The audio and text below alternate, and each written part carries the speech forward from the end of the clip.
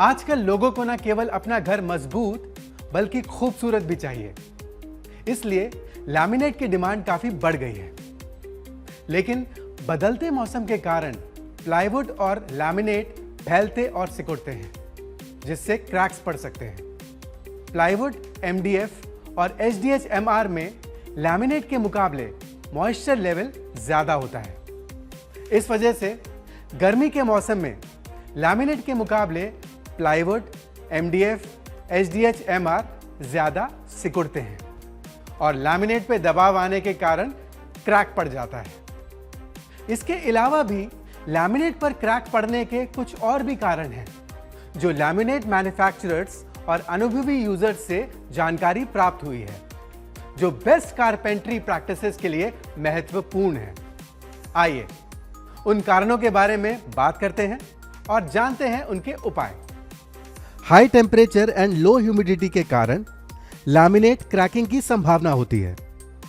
पहला कारण, laminate, plywood, MDF, एचडीएच-एमआर और साइट का मॉइस्चर लेवल एक ना होना।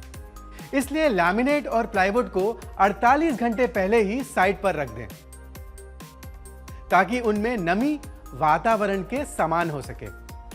साथ ही लैमिनेट्स को प्लाईवुड के बीच दबा कर रखें, ताकि वो पूरी तरह से सीधे हो सके। दूसरा कारण, किनारों या एज का इवन या स्मूथ नहीं होना।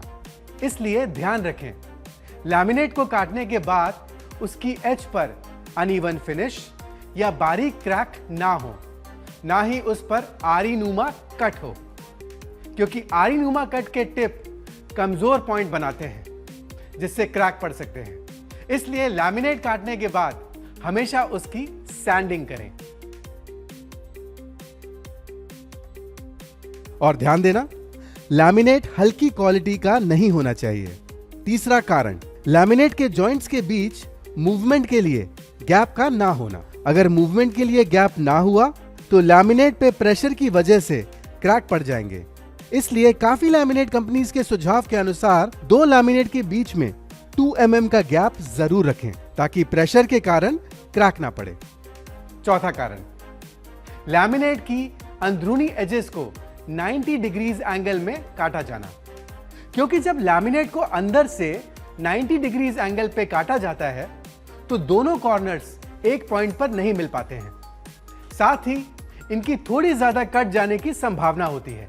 ऐसे एजेस कमजोर होते हैं, जिन पर सबसे पहले क्रैक्स पड़ते हैं। इससे बचने के लिए लैमिनेट के इनर कॉर्नर्स पर कम से कम 3 mm के होल ड्रिल करें और ध्यान दें कि कोई भी कॉर्नर ना कटे।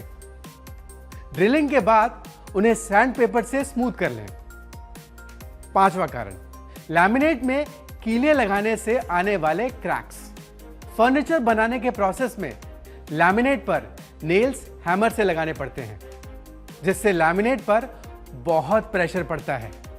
नतीजा, क्रैक्स। इसलिए जहां नेल लगाने हो वहां ध्यान से ड्रिल करें और ड्रिल करने के लिए हमेशा राउंड ड्रिल का ही यूज करें। अगर आपने ये सभी प्रिकॉशंस लिए तो आपके लैमिनेट पर कभी क्रैक नहीं आएंगे।